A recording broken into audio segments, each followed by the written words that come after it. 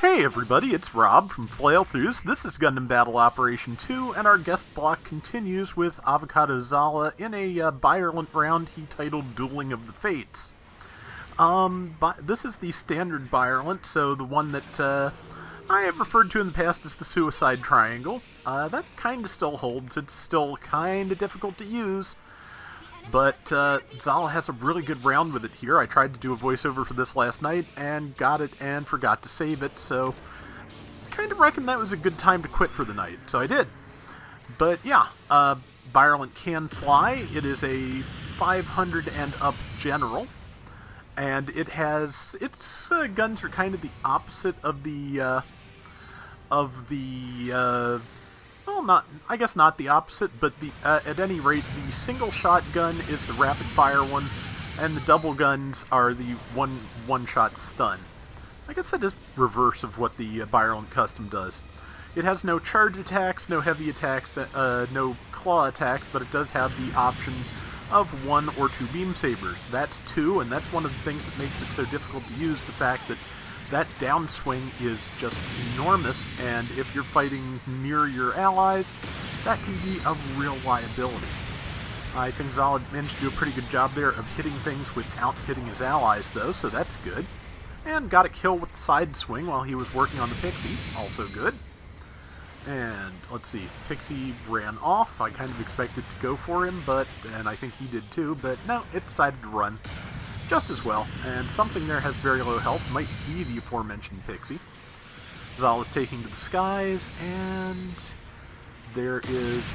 Okay, I thought that connected, but the rapid shots did, so that's another kill. And so far, kind of a lopsided match, but Zala's doing really well in it, so, you know, since really good rounds in the basic Byarlant are few and far between, I will allow it. And, let's see. And as I recall, the other team does do a pretty good job of staging a comeback later, so, or at least a decent job of it. See, that is Dryson that he managed to do about half the life bar to, and he is once again in the air, because, well, easier to get shots on things in the air, really. Perfectly timed for when the iframes ended, but I think... Does the Dryson have maneuver armor? I think it might, and that was enough to keep it from getting stunned by his twin beam shots. It is... well, it was over on the left. His teammates got it. That is good. That's a Sturm Dias, or Shuzram Dias, rather. And it's a Sturm Dias, which is the better translation in G generation, so you will probably hear me use that more often. Tagged I think that was a G5 Gundam, and with a counter, and killed it. And let's see, yeah, Sturm Dias is about to drop. Somebody else might get it. Yep, but that's fine. Again, really good score so far. 6,500 to 2,100. As I mentioned, or as I may have mentioned, or you may have noticed, this is an ace match. So, in about another 2 minutes, an ace will be chosen. And in the meantime, yeah, Zala is just, you know, looking for more shots, looking for more targets. There's an isolated something, and that's up on a ledge, and that's a good place for Byarlant to go attack. I believe it's a Gundam Mark III. And, let's see, Ashimar decided to come over and help, which is good. And got the kill. So, any kills you can get with a kick, I feel like are worthwhile. It's just, I like some of the, you know, different movesets in this. Let's see, 74 to 43, 1 minute left until the ace is selected. Zala's got about half health, which is not bad.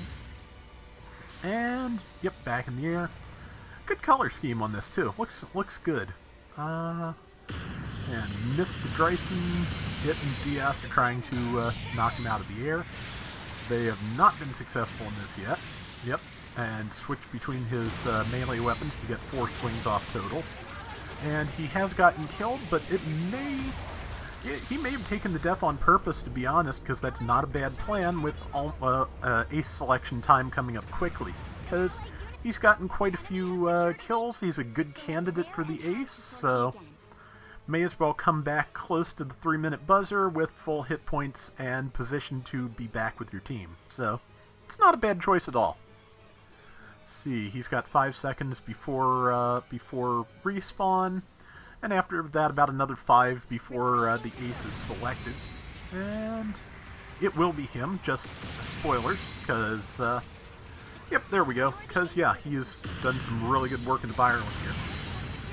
So, moved in on the Dryson. It is almost dead. I think, yeah, he managed to get the kill, so that's triple the points for that.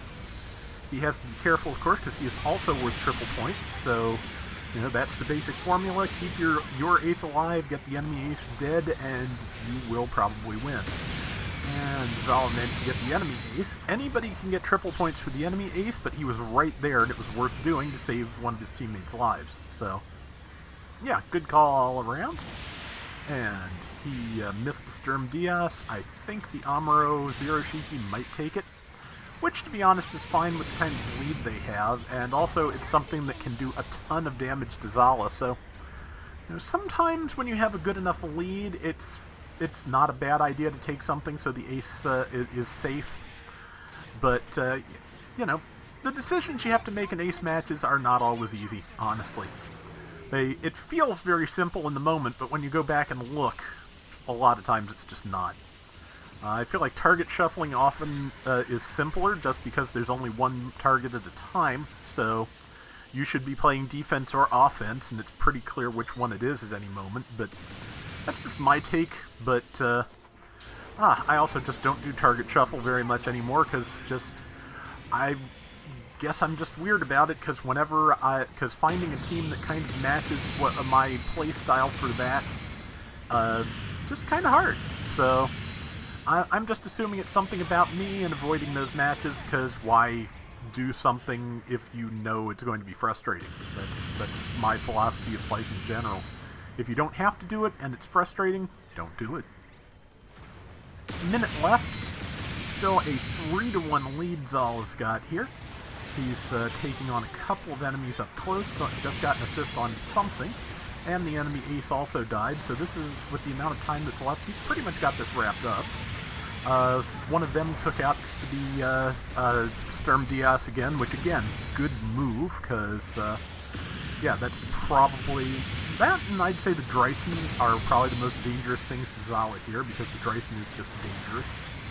And, of course, the Diaz has type advantage, so...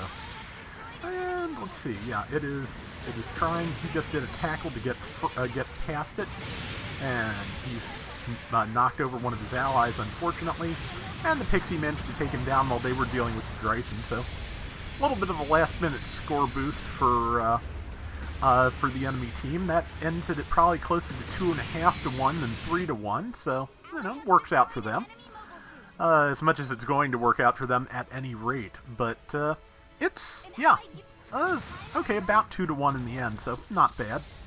But yeah, Zala just had a really good round here in the Byarlant, so good Byarlant rounds are basically rare as hen's teeth, so wanted to show that off. 95,000 damage, 9,200 points, 6 kills, 2 deaths. Very, very nice. And that is going to do it for today's Gundam Battle Operation 2. We'll be back soon with more. Till next time, everybody take care and have fun. Later! And now I just have to remember to save this. Obviously, if you hear this, I did.